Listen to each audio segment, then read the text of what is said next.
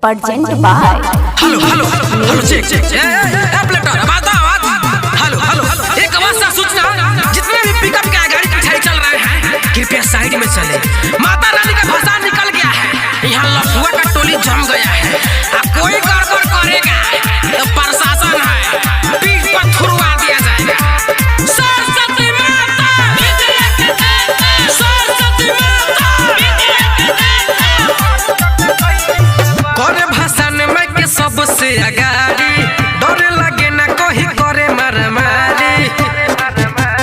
आओ होता भाषण में के सबसे अगाड़ी डर लगे ना कोई करे मारामारी। नशा में बाटे पूरा ही मातल दोनों अखिया के लाले त कइले बा। मारे दब गोली केहू ना बोली इहे नारा लगइले बा। यारबा हमर भसान में मार चट कइले बा। मारे दब गोली केहू ना बोली इहे नारा लगइले बा।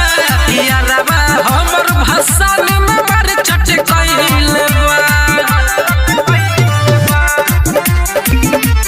अभी आप सुन रहे हैं पीएच म्यूजिक के संगीत प्रस्तुति।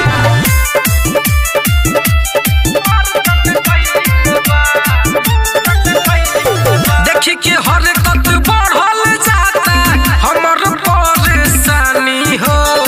नन्हे उमर बा माफ तू करी हो सारा दे भवानी हो। देखी के हरकत बढ़ल जाता हमर परेशानी हो।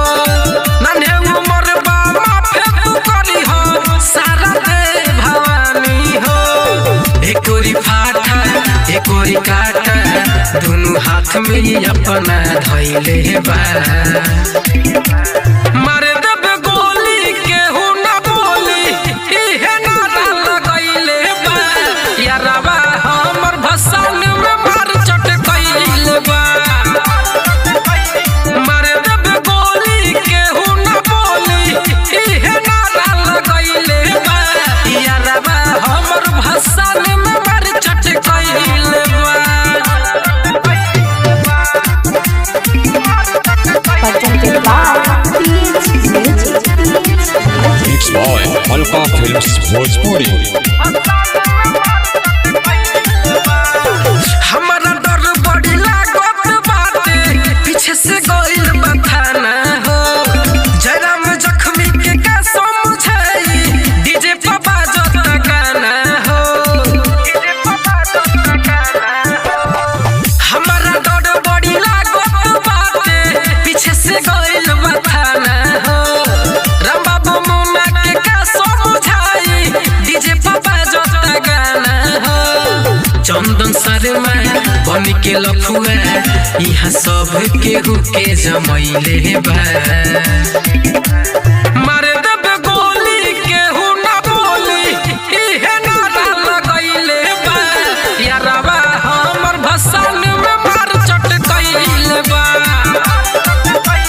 मारे दब गोली केहू ना बोली इहे नारा लगइले बा। यारबा हमर भसान में मार चट कइले बा। होता भाषण में के सबसे अगाड़ी डर लगे ना कोई करे मारामारी। नशा में बाटे पूरा ही मातल दोनों अखिया के लाले त कइले बा। मारे दब गोली केहू ना बोली इहे नारा लगइले बा। यारबा हमर भसान में मार चट कइले बा।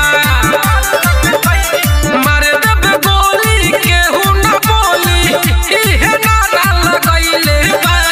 यारबा हमर भसान में मार चट कइले बा। Mixed by Alpha Films Bhojpuri।